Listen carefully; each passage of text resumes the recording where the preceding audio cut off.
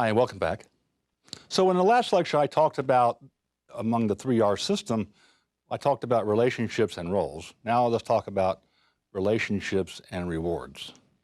So you have to link relationships and rewards based upon prior relationships, right? If the differences in the team are small, you can do what me and my co-founder did, and you can divide the rewards equally, 1 over n, meaning 100% divided by the number of founders.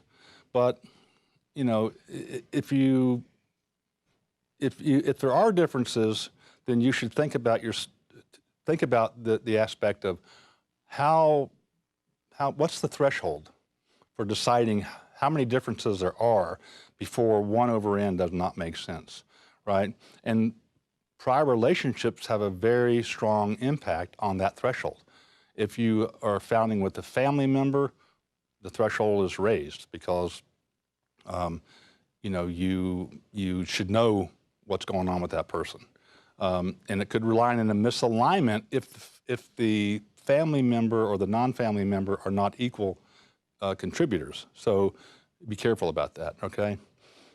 Remember that teams that have aligned relationships and rewards are much more stable than teams that are not. And if you remember the slide where I said what percentage of the founding teams that were friends and family stayed together longer or compared to non-friends and family, if you remember that the friends and family ones didn't stay intact as long as the other ones do.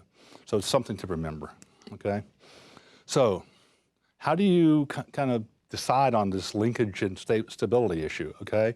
So the basis for the equity split, let's say, if you look at the rule of equal distribution, then, and you have a social relationship of friends and family, you can have a stable team, right? And then prior co-workers, it could be an unstable team if it's equal distribution, because it's inconsistent with business logic, right? Because most people who are prior workers don't have the same, capabilities, okay? But if you have the rule of equitable distribution, which means let me go back and say this about the equal distribution. The friends and family team would be more stable if it was an equal distribution, but it wouldn't necessarily be the best result. Okay, I want to make that clear. The reason it's more stable is because the family member is happy because they're getting treated equally, but they may not deserve it, okay? Now, the rule of equitable distribution, meaning each person gets their rewards based upon their capabilities, in the case of friends and family, that can be a problem because, the friends and family member says, well, you know, I'm your friend, or I'm your brother, or I'm your sister, or I'm your, whatever, your cousin. I should get the same stake in this company that you do. And that's inconsistent, of course, with social logic, but the point is that can create an unstable team, even though it's logical to do it that way. And then, but if you have prior co-workers you're working with and you do equitable distribution, that is actually a very stable team because everybody understands their capabilities, their roles, and therefore they understand that the rewards need to be linked to those things together, okay? Now, linking roles and rewards, okay? It's not surprising, perhaps, hopefully, that hierarchy and division of labor affect how equity is split, okay? As does the absence of hierarchy or direct division of labor, okay? So if you think about it, if you have overlapping or non-distinct roles, what does it lead to, right? Overlapping roles, non-distinct roles, what's that lead to?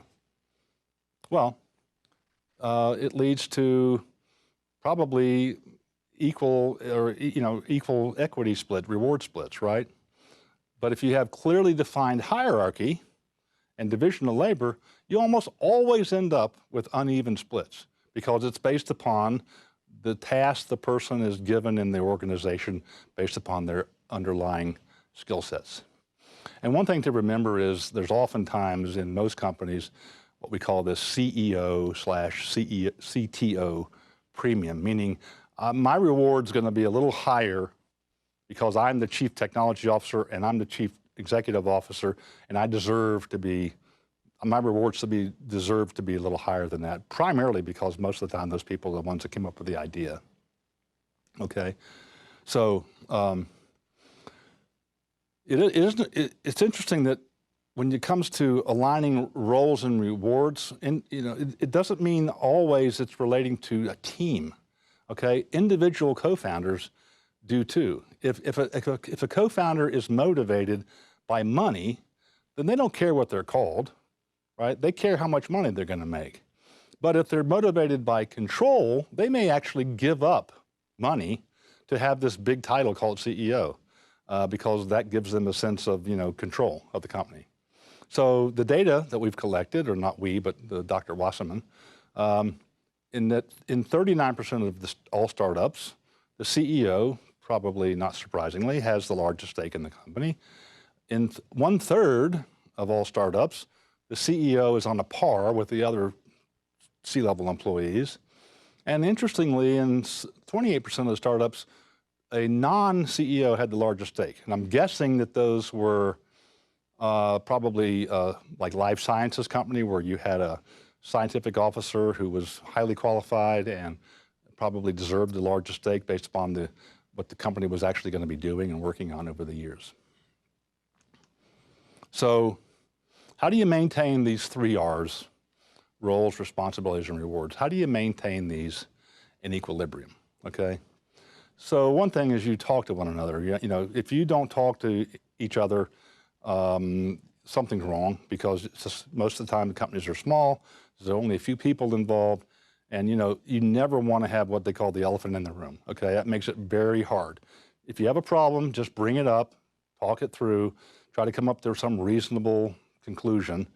And one of the ways you can avoid these elephants in the room is put the agreements in writing, okay? So that there's no question. Okay, here's what we're all going to agree on. Here's the agreement we've come up with. And everybody signs off on it saying, yeah, we all buy into that.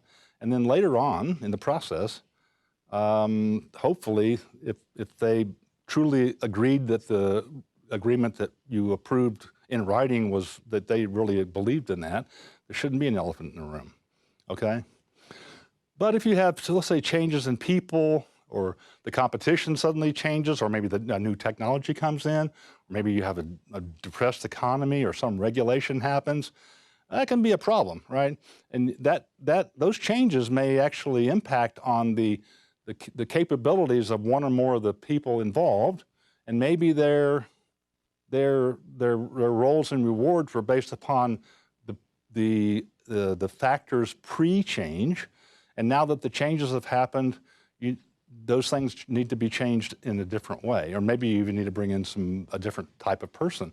So one of the ways you avoid that problem is that you have dynamic agreements set up, meaning that they change based upon circumstances, to enable these roles and responsibilities and rewards to be realigned when these types of changes happen, okay?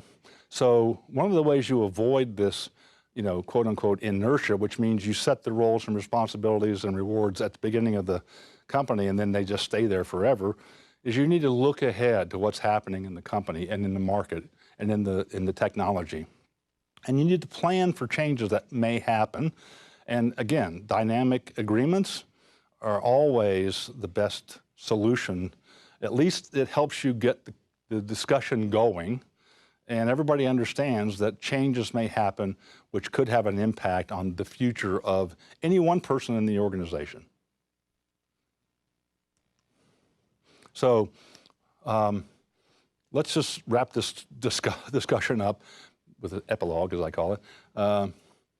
Your natural inclination as a founder can create pitfalls, okay?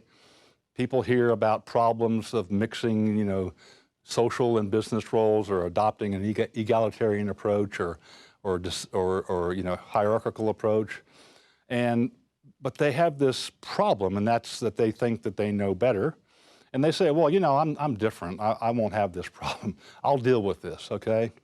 Well, if you believe that, then you take that position, you're basically playing with fire. You're not only putting your company at risk, but also the things that you end up doing as a result of this I can deal with it mentality may actually have a major impact on your personal life, okay? So don't let these things, don't think you can deal with it just because, you know, you're the CEO or you know, or you're like a smart person. Get these agreements in place, get everybody to sign off on them, have the agreements written in a dynamic way so that you can actually make changes that make sense for the company. And in the long run, it'll make sense for everybody personally as well.